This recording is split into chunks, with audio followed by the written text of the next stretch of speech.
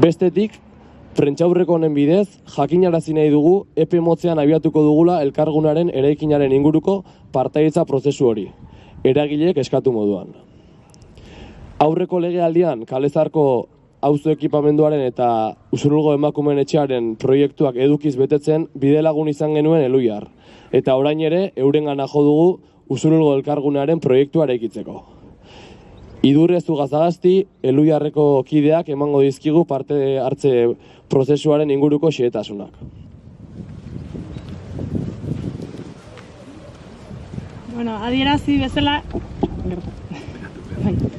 Adierazi bezala Eluiarretik dinamizatuko dugu elkargunea proiektuaren definizio partikatua osatzeko partaidetza prozesua, eta partaidetza prozesuan xehetasunak azaldu aurretik adierazi, eskerrik asko Usurbilgo udalari eta eragilei beste behin ere gugan konfiantza izateagatik eta horrelako ilusio eta gogoz jasotzeagatik.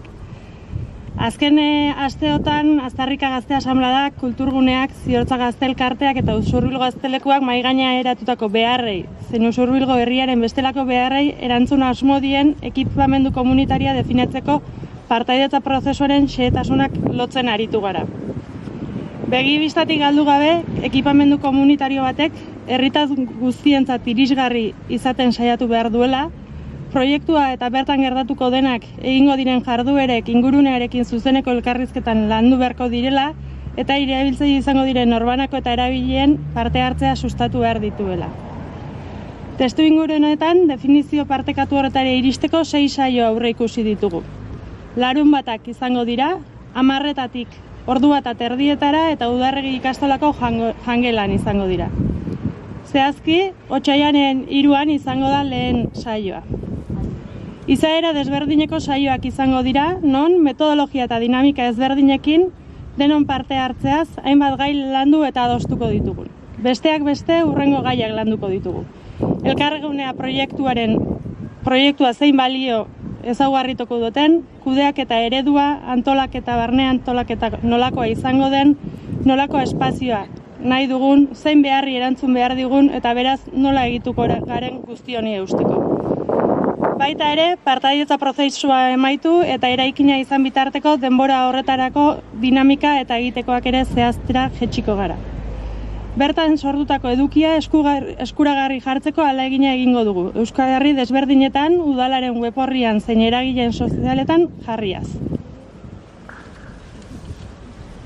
Herriko gazte naiz kulturgileak gonbidatu nahi ditugu prozesuan aktiboki parte hartzera. Interesa duen orok parte hartu dezake prozesuan. 5-6 hilabete izango dira, eta ziur gaude, giro atseginean joango direla saioak. Bai, alde batetik jakin izazuenek, otsailak 24an beste esperientziatzuk ezautzea jongo gehala noa ez dakit, baina otsailak 24an beste esperientziatzuk ezautuko ditugu. Beste indako ibilbidean jakinan gainean otia interesgarria izan datxeke, guk ere idea batzuk hartzeko eta ikusteko, non dindora joan daitekeen edo ideia bat egiteko. Eta beste aldeatik proiektuaren izena ere landuko dugu. Oaingoz Usurbilgo elkargunea deituko dio, baina proposamenak jaso eta ez daudiatuko ditugu hilabete hozan. Así que animatu eta parte hartu. Azken aipamen bat, Pelaionerekin egin bezala, prozesu honen emaitzetan oinarrituko dugu Usurbilgo elkargunaren arkitektura proiektua. Proiektu horren idazketa egiteko enpresa lotzen egea uneotan.